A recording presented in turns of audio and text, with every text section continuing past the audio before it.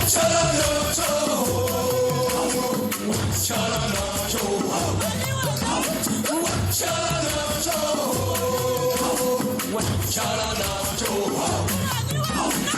天我是谁？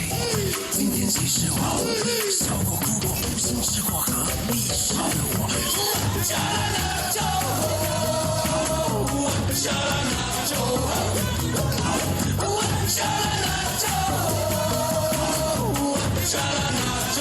嘿呀嘿呀！爱我给我，爱我给我，爱我给我，爱我给我，爱我给我，爱我给我，爱我给我，爱我给我，爱我给我。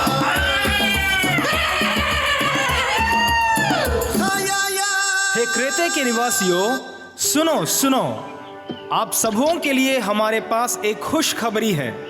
जरा हमारे बातों पर कान लगाइए। अरे भाई, क्या बोलते हो? कौन सा खुशखबरी है तुम्हारे पास? भैया इनका तन बोल हूँ तो दतन हम हूँ सुनी।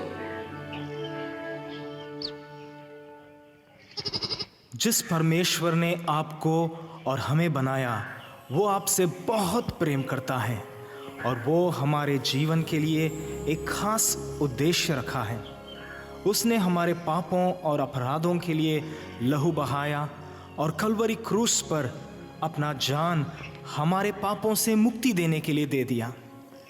वो नहीं चाहता कि हम पाप में जीवन बिताएं, बल्कि वो चाहता है कि हम अपने पापों और श्रापों से छुटकारा पाकर अनंत जीवन को प्राप्त करें। का भाई हमारा जैसन भी आदमी से यीशु प्रेम करेलन? हाँ मेरे भाई, वो तो पापियों को उद्धार कराने के लिए ही इस संसार में आया। वो क्रूस पर बलिदान हुआ, लेकिन तीसरे दिन जी उठा और आज भी वो जीवित है। जो कोई उस पर विश्वास करेगा, तुम भी मेरे भाई, अगर उस पर विश्वास करोगे तो अपने पापों से छुटकारा पाकर अनंत जीवन पाओगे। अरे भाई, इससे भी बढ़कर कोई जीवन है? हमारे जीवन में तो आनंद ही आनंद है। ये जीवन तो अल्प समय के लिए है, जो जल्द ही समाप्त हो जाएगा, परंतु इसके बाद एक जीवन है जो अनंत काल तक बना रहेगा। यह केवल मसीह यीशु ही देता है। यदि आप अपने गंदे आदतों से छुटकारा पाकर अनंत जीवन पाना चाहते हैं, तो मैं आपके लिए प्रार्थना करना चाहता हूँ, क्योंकि उसने कहा, हे सब परिश्रम करने वाले, मेरे पास आओ, मैं तुम्हें विश्राम दूंगा। अरे छोड़ा, हमनी के कोनो नया बात सिखावल चाहता है। छोड़ा इनकर बात, छोड़ा इनकर बात। भाई तीतुस, इन लोगों का जीवन काफी खराब हो चुका है, लेकिन हमारा यीशु इन लोगों से भी बहुत प्यार करता है। मेरी हार्दिक इच्छा यह है कि तुम इन लोगों के बीच सेवा करो और अपने प्रभु के लिए एक कलीसिया को यहीं खड़ा करो, ताकि आसपास के लोग भी यीशु के पास आकर अनंत जीवन प्राप्त कर सकें। ठीक है पौलुस भाई, मैं आपके आज्ञा के अनुसार इस केते द्वीप में जरूर सेवा करूंगा। मैं तो थिमुथियुस से मिलने जा रहा हूँ। हिम्मत के साथ प्रभु का काम करते रहना और प्रभु तुम्हारे संग संग रहे। मैं चलता हूँ।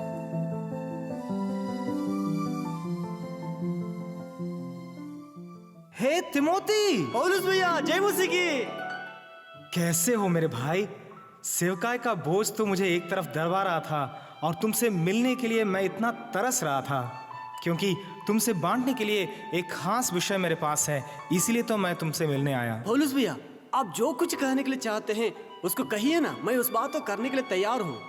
थिमुथियुस, मेरे विश्वास योग्य पुत्र, मैंने अभी तक प्रभु के दया से अपना सेवकाई को पूरा कर दिया है। मैं अब यीशु मसीह के पास जाने वाला हूँ। मैं इस जिम्मेवारी को अब तुम्हारे हाथ में सौंपना चाहता हूँ। बहुत कोई तो सेवकाई को करके संतुष्ट होकर के उसी में रुक गए, लेकिन तू विश्वास योग्य रहकर इस सेवकाई को आगे बढ़ाओ। जैसे मैं सुसमाचार का सेवकाई तुम्हारे हाथ में सौंप दिया है, वैसे तुम भी औरों को तैयार करके उनके हाथ में सेवकाई को सौंप दो। और तुमने जिन बातों को मुझसे सीखा है, जिन बातों को मुझसे सुना है, उसको कभी नहीं भूलना, क्योंकि ये सुसमाचार का कार्य एक ऊंचा कार्य है। ये सेवा मुझसे या तुमसे रुक नहीं जाना है, इसको आगे बढ़ाना है प्रभु यीशु मसीह के दूसरे आगमन तक। पौलुस भैया, मैं आपकी बातों को समझ गया हूँ। इस बातों को पूरी रीति से पूरा करने के लिए मैं पूरा समर्पित हूँ।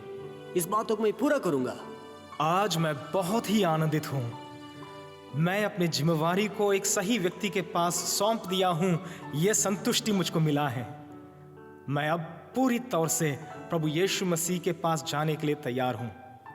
ठीक है थिमोथी बाबू, प्रभु तुम्हारे संग बने रहे।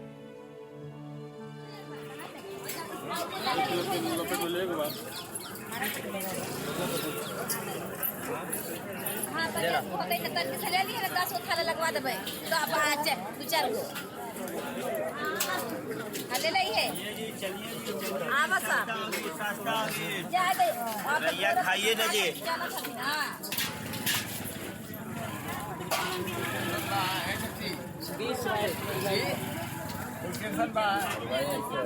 आज दुकान लगल बजी से खाना सामान पकड़ो उसको, किसी को भी छोड़ो मत। उस तरह की रास्ता को बंद करो, कोई भागना ना पाए। सबको पकड़ के बांधो। पौलुस की बातों को मानकर जो यीशु के आराधक बने हैं, उन्हें बंदी बना लो। यहाँ यीशु बोलने वाला कौन कौन है? अरे तुम जानते हो? नहीं हुजूर, नहीं हुजूर, हमरा कुछो जानकारी नहीं है। हम यीशु को जानते नहीं की। क्या तुम जानते हो? हुजूर, यही घर में प्रार्थना हो खेला। तुम्हें कैसे मालूम? इसका मतलब तुम भी गया था। ना ना हुजूर, हम तो केवल खाना खाए जाई ना।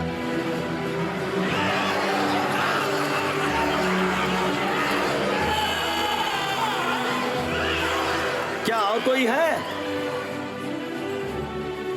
यहाँ यीशु बोलने वाला कौन कौन है? हुजूर, ई सब ऐसे ना मनिया सन, यानी के मार लागी तो सब अंदर से बाके लगिहन सन। इन लोगों को बांधो। अरे तू लोग ऐसे नहीं मानेगा। इस लड़की को पकड़ो, पहले इस लड़की को काट डालो। अरे माँ, मेरे बच्चे को छोड़ दीजिए। हम यीशु को नहीं मानेंगे, यीशु से प्रार्थना नहीं करेंगे। छोड़ दीजिए, छोड़ दीजिए, मेरे बच्चे को छोड़ दीजिए, छोड़ दीजिए, मेरे बच्चे को छोड़ दीजिए। लग रहा है अभी तुमको समझ में आया। पकड़ो उसको।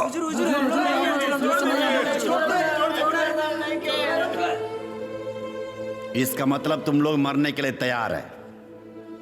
इन लोगों को पकड़ के बांध कर रखो।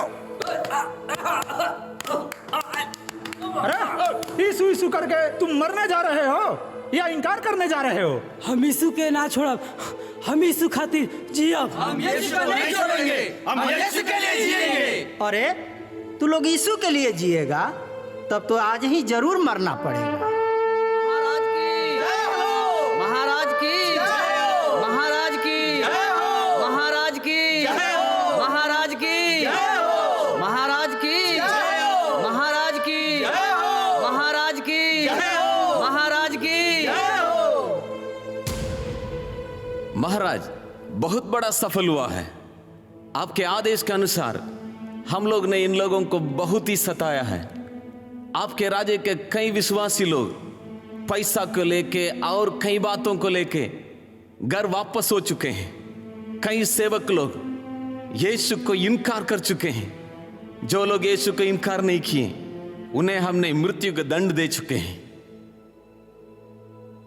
ये लोग यीशु को अनुकरण करने के लिए जो व्यक्ति कारण बना, उस पौलुस को भी आज आपके सामने मृत्यु दंड देने के लिए लेके आए हैं। हम आपके आदेश का इंतजार कर रहे हैं।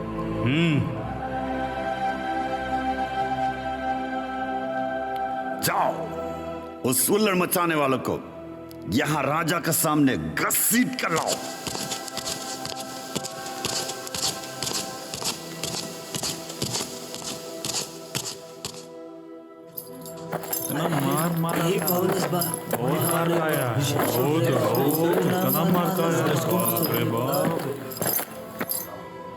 है पौलुस, सुन, आखिरी बार तुमसे मैं पूछ रहा हूं, तुम्हारा उपदेश को सुनने वाले कई लोग यीशु का इनकार कर चुके हैं। कई लोग बहुत कुछ बताया, लेकिन जब मैं पैसा दिखाया वापस आ गया। जब मैं डराया वे लोग डर के चलते भाग गया। यीशु का हर बातों को भूल गया, वापस अपना मार्ग पकड़ के चला गया। लेकिन अभी भी तुम्हारे समान कुछ लोग हैं, यीशु में इतना स्थिर रहते हैं, लेकिन तुम्हारे साथ वे लोग भी मरने जा रहे हैं। ये सब तुम्हारे लिए जरूरी है? ये लोग इतना कम उम्र में मरना है क्या? मैं तुम्हारे लिए आखिरी मौका दे रहा हूं। अगर तुम इनकार करोगे, तुम्हारे साथ इन लोगों को भी मैं छोड़ दूंगा। महाराजा भी वही चाहते हैं। अभी बताओ तुम्हारा कहना क्या है? रोम साम्राज्य के महोदय राजा, जैसे आप हमसे उम्मीद करते हैं, वैसे मेरे बातों को ध्यान से सुनिए। जैसे आप सोचते हैं मैं पैसा, धन या पद या दुनिया के कोई भी ऐसे लालच के लिए यीशु मसीह को ग्रहण नहीं किया। मैं तो किलिकिया देश में एक रहने वाला यहूदी था। मेरा पिताजी बहुत बड़ा व्यापारी थे। मैं यहूदी होने के नाते रोमियों के जैसे उससे बढ़कर मैं धून रखने वाला था। और यीशु मसीह को इन दिनों में जो कोई विश्वास करके उसके पीछे चलते थे, उन सारे लोगों को मैं पकड़ करके मारता था और यहाँ तक कि उनका हत्या करने के लिए भी हिम्मत रखने वाला था। मेरे अंदर ऐसा धून था।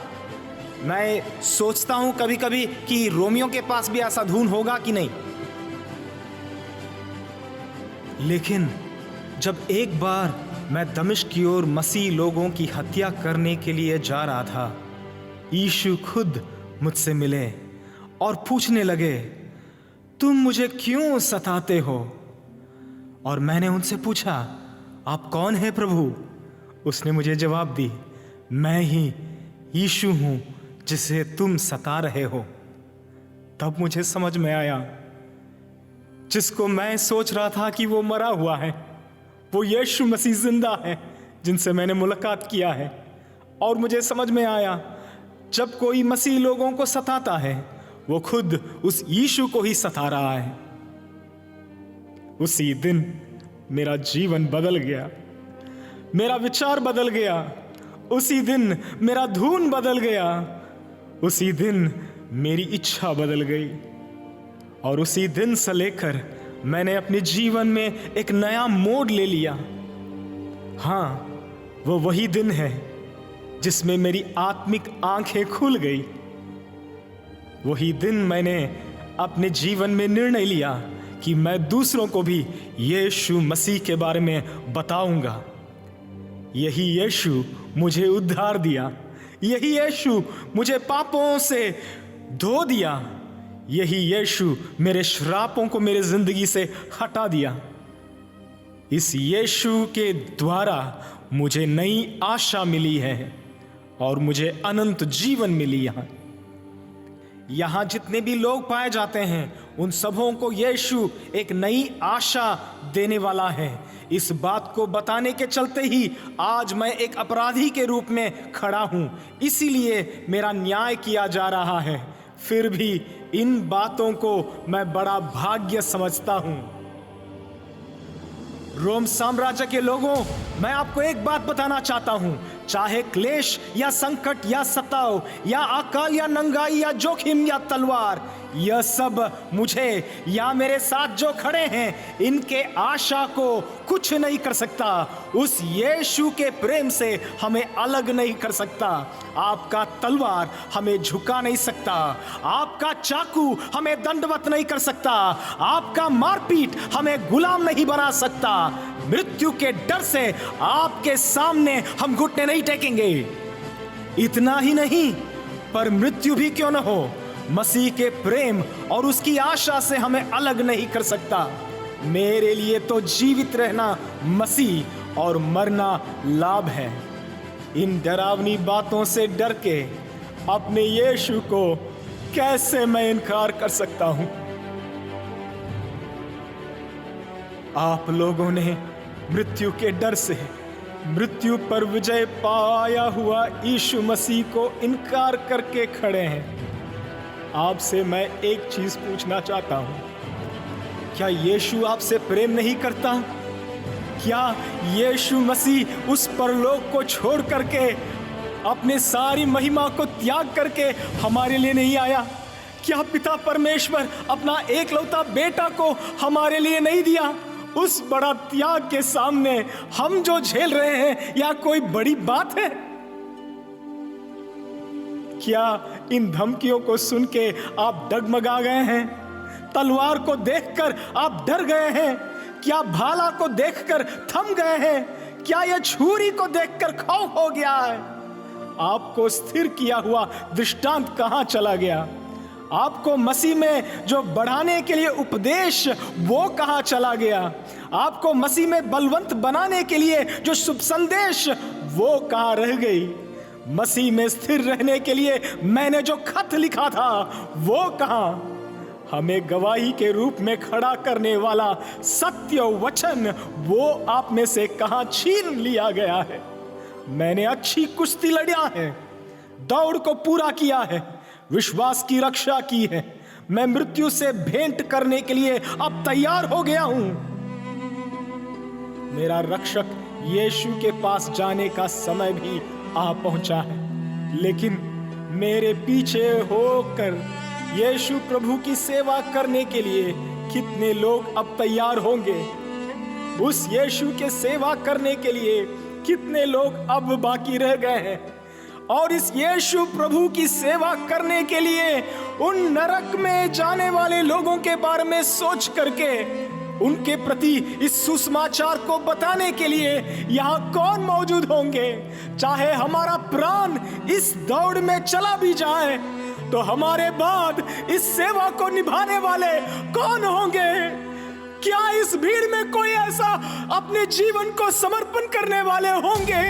इस सताहट के बीच इस प्रकार अपने जीवन को पूरी तौर से उंडेलने वाले यहाँ भी है क्या? इतने सारे जवान यहाँ पाए जाते हैं, इतने सारे लड़कियां हैं, इतने सारे बुजुर्ग हैं जो यीशु मसीह का वचन सुन चुके हैं। हमें मालूम है परमेश्वर के राज्य के लिए हमें दुख उठाना पड़ेगा, लेकिन आज क्या आप चुप हो गए हैं? क्या आज उस तनाव के चलते, उस सताव के चलते आप पीछे हट गए हैं? आज प्रभु यीशु मसीह आपसे ही उम्मीद कर रहा है कि आप इस सेवकाई को लगातार करें, लेकिन क्या आपके आत्मा आज गवाही नहीं दे रहा है कि आपको इसके लिए समर्पण करना है? क्या आज आप तैयार हो जाएंगे कि चाहे तलवार आए या मृत्यु आए, मैं अपना जीवन यीशु को सौंपना चाहता हूँ, सौंपना चाहती हूँ, ऐसा कहने वाले यहाँ आपके खोज में यीशु प्रभु आया है। अपने जीवन को क्या आप नहीं सौंपेंगे या मृत्यु से डर जाएंगे? यीशु आप ही से उम्मीद कर रहा मेरे भाई, यीशु आप ही से उम्मीद कर रहा मेरे बहन, यीशु आप ही से उम्मीद कर रहा मेरे अगुवे, यीशु आप ही से उम्मीद कर रहा, यीशु आप ही से उम्मीद कर रहा, यीशु आप ही से उम्मीद कर रहा भैया।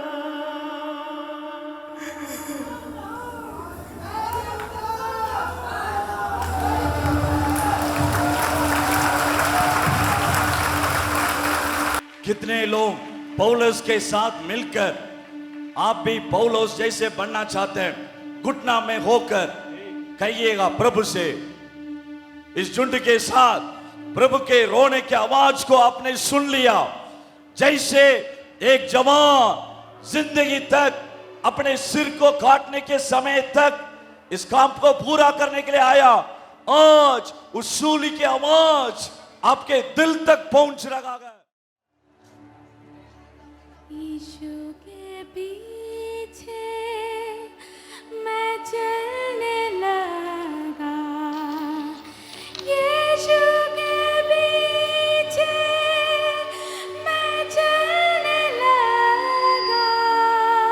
कहिएगा दिल से। के पीछे मैं चलने लगा, ना लौटूंगा, ना लौटूंगा। रोते हुए ना लौटूंगा, ना लौटूंगा। यीशु के पीछे मैं चलने लगा, यीशु के पीछे